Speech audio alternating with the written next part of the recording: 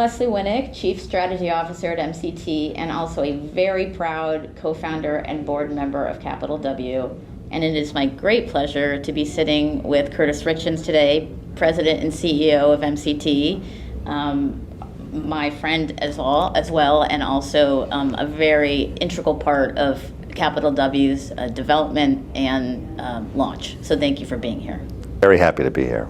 On behalf of CapitalW and our Take5 series, where we sit down with industry experts, luminaries, supporters, and ask a series of questions, always the same questions, okay, but bringing in a different perspective, a different interpretation to these questions, which actually is somewhat foundational of CapitalW, because it's all about empowering women and allies, getting the best answers, the best results through diversity, different opinions. So I'm going to jump in with our Take5 questions.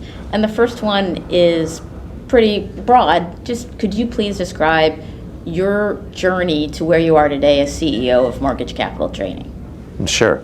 Well, first let me say how proud I am to be affiliated with CapitalW, and I know your mission is an important one, and I think it's going to be fairly easy to make a big impact because there's so much opportunity for change here. I serve as the President and CEO of MCT, and I've done that role for 17 years now, I think, and I've been with MCT for 22 years. So prior to that, I worked for, I guess, a decade outside of the mortgage industry. As you've heard 100 times, nobody starts their career in mortgage. Yeah. They always sort of find a way to mortgage, and once they're there, they stay because it's a great place to work. But prior to mortgage, I was in corporate finance and corporate sales, corporate marketing in the healthcare sector internationally. And so there I developed some general management skills, but always had a keen interest in finance, and that's what led me to mortgage finance. And with MCT, it's just been a wonderful ride. And when the company survived the Great Recession and was reinventing itself in 2008, the leadership opportunity presented itself for me. And that's really what I've been running with for the last 16, 17 years. And you've been doing it very well. There have been ups and downs along the way, but yeah. As a team member, I can say doing it very well. Thank you. So tell us about your current position as CEO. What does a day in the life of Curtis look like? Yeah, well, the best part of my job is the team of people I work with. My job is really to make sure we have the right team in place, that everyone's motivated and aligned. We have some processes that help us do that. We have a corporate objective setting process. We have budgeting processes. And we have development planning processes. And I like to be a high-touch boss, supervisor. And so I try to pull the team together regularly. We have bi-weekly phone calls. It's a very transparent approach. And I try to create a lot of camaraderie to help align our team and get everybody working together. So I think that's my main goal, is to keep this team motivated, keep them aligned, keep them achieving. And because it's so people-focused, it's fun. The people are the fun part for me.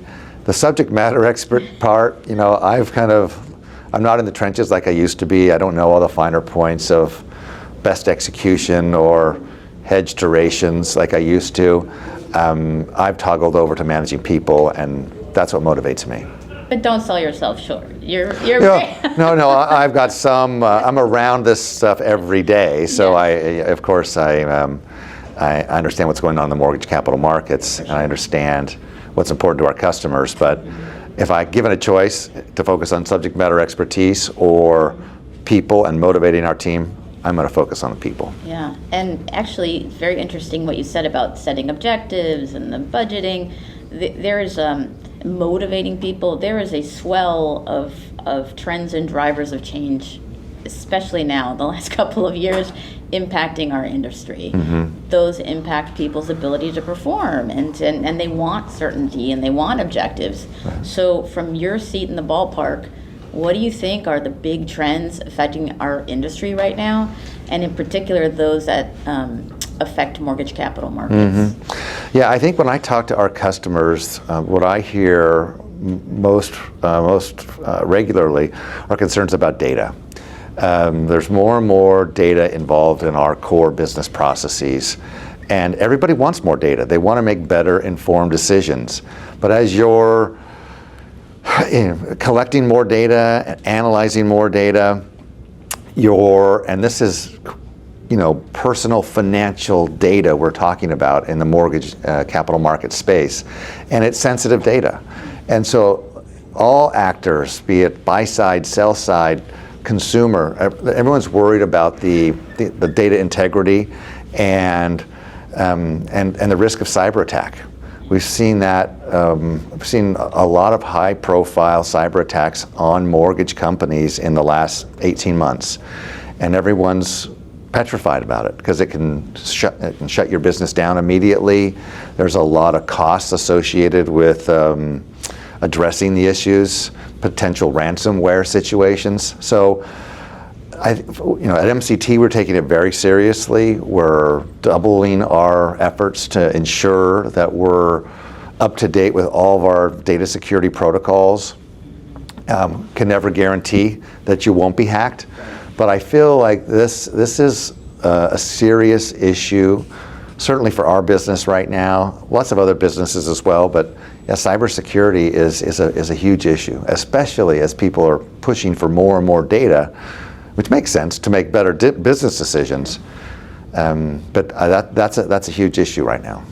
It's an interesting one. I mean, it's more macro than what a lot of people have been talking about, affordability and interest rates, and it's refreshing to hear a broader perspective there. I mean, if I focus on our industry specifically and where the rubber meets the road and originating loans and keeping our mortgage lending companies busy, you do have those issues of rates being higher than they've been historically, affordability challenges for borrowers, supply issues, not enough homes to buy, and that's creating challenges for the industry. And the industry is in the process of right-sizing right now. We've probably had too much lending capacity coming out of COVID and the big swell in origination volumes we saw.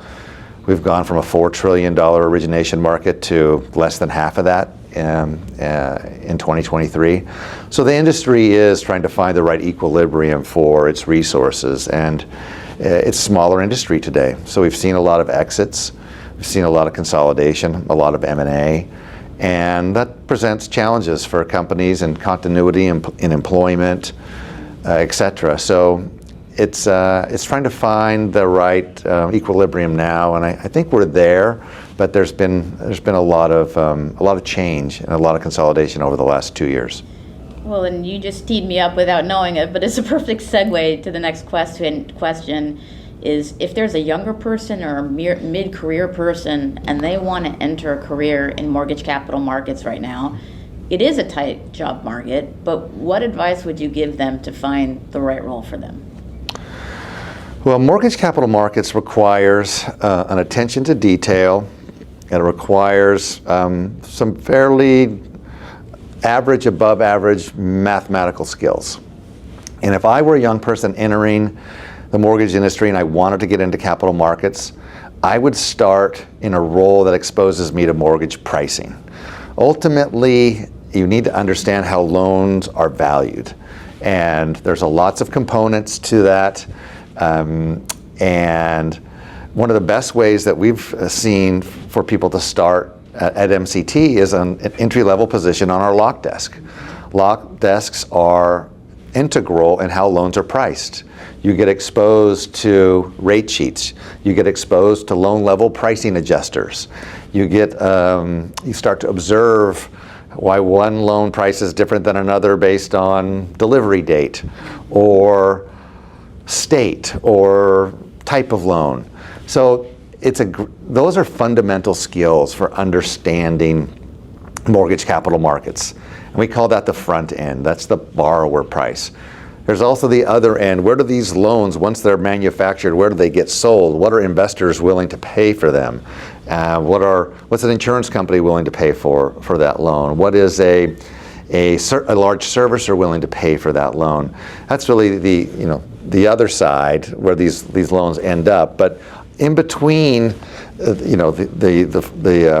the front side and the back side, there's this whole value chain where the price of this asset can be determined. And so I just think appreciating the complexity of mortgage loan pricing is a great way to start your journey into a career in mortgage capital markets. Again, perfect setup, because because what it is, it's content, right? Become a master, understand what's happening. The other soft skills will develop and come to you. But that's actually our mission in Capital W.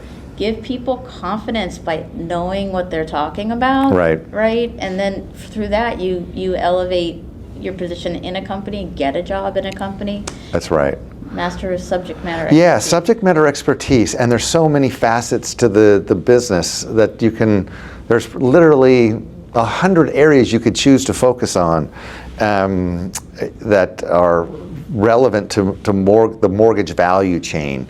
And so it doesn't matter which one you choose, just become a master at that one, become a subject matter expert, and then be willing to share that as much as you can. Hey, I was thinking MSR, as you were talking, that's another great area if you understood how an asset was serviced, right? I was recently talking with Azad Rafat at MCT, and he was saying, look, when it's locked and it's sold, it's that much of the loan, but everything else happens after. Right? Yeah. That's the servicing side, and if you can understand that, you've got a really unique perspective on the mortgage market. That's why people don't start their careers focused on mortgage, but once they're in it, they realize it's so complex. There's so many variables that impact the value chain in mortgage. And once you find the area that resonates with you, it's addictive. It gets in your blood, and you don't want to leave the mortgage capital market space. Yeah, and you gave another important point, which is you started as a subject matter expert deep in the weeds, and now you're enjoying being more of a people person. Right. And there's that ability if you can jump from one to another. You don't have to be pigeonholed. Right. No. But starting with knowledge is a really good foundation. That's right. Yeah, and openness to other opportunities as they present themselves. And invariably, if you are a subject matter expert, there will be other opportunities that come your way. I fully agree with that. Yeah. So we're sitting here because there's a Capital W, and part of the mission is to bring more diversity to mortgage capital markets, right? More organizations. So what recommendation would you give to a company who wants to bring more diversity to their capital markets operation? Yeah, I think it starts with being deliberate about looking for qualified females to staff your organizations. And our experience has been that women thrive in these mortgage capital markets roles. If I look at our company, we have we're still not where we want to be, but we have a lot of qualified, experienced, accomplished women in the mid-tier ranks at MCT. And I fully expect that many of those women will progress to the most senior levels in our company. But we have these women in our ranks because we've been deliberate about hiring them and giving them opportunities. It requires a deliberate focus on diversity, knowing that women can thrive in these roles, and that when those opportunities or those jobs are open, make sure to spend the time to find a qualified female for the role. And once they're on your team, look for opportunities to let them show their talents by participating in a panel, by leading a discussion group, by leading a project team. All of the natural initiatives within a company require leadership, and there's no reason, and you can't allocate more of those projects, more of those opportunities to the women in your ranks. You know, and I'm going to cast a counterpoint on what you just said too. Is when you're looking for applicants for a job, we at MCT, we don't just say, oh, it must be a woman. We cast a wide net to have men and women as applicants. Yes. And then we evaluate based on that person's skill set, who's the right person for the job. That's correct. And I really think that's where the intention comes in. You know, it's intentional that we cast a wide net. It's intentional that everyone gets interviewed the same way.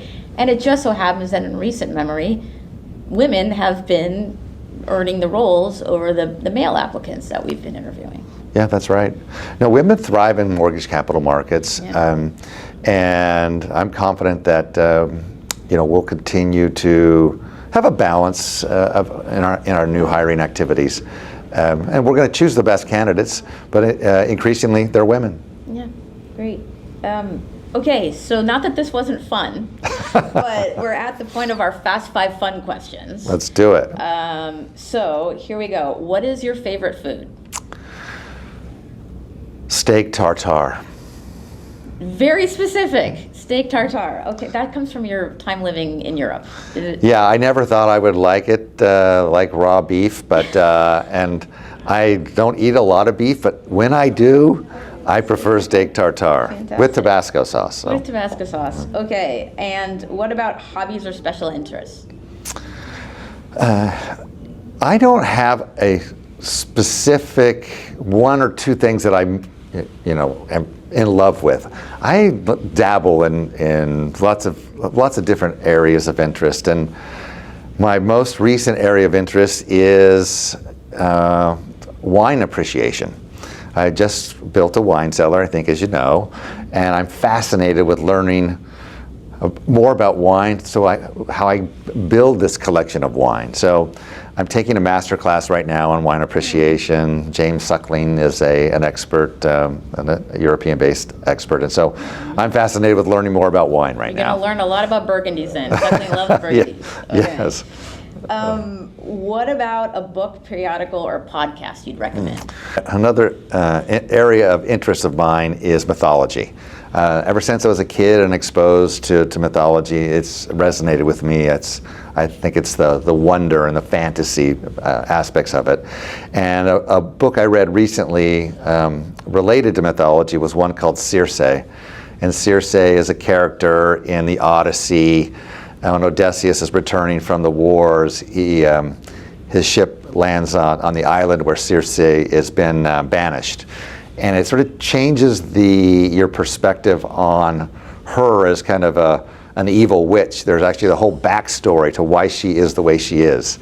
And it's a mixture of mythology, and I think the message of the book of not judging a book by its cover comes through as well. So it's a really fun read if you like mythology, which I do. And so I'd recommend it to anybody that wants an easy read. Sounds like a good summer beach read. It's a great summer beach read, yes. Nice. Okay, how about your favorite musician or musical group?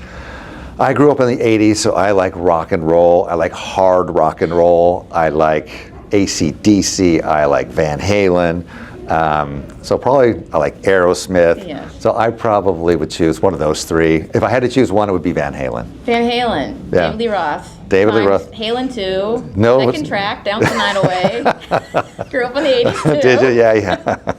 That's good. Okay, awesome. No Sammy Hagar, though. No Sammy Hagar, that's what I'm saying. Sorry if you're like down in Cabo Wabo. No, all right, and finally, if you could travel anywhere, where would you go? I would go to a French-speaking country. That's another hobby of mine, passion of mine. Having worked overseas in French, I like that. I guess, a trip to Paris is always appealing, but probably, or the Côte d'Azur, somewhere French-speaking.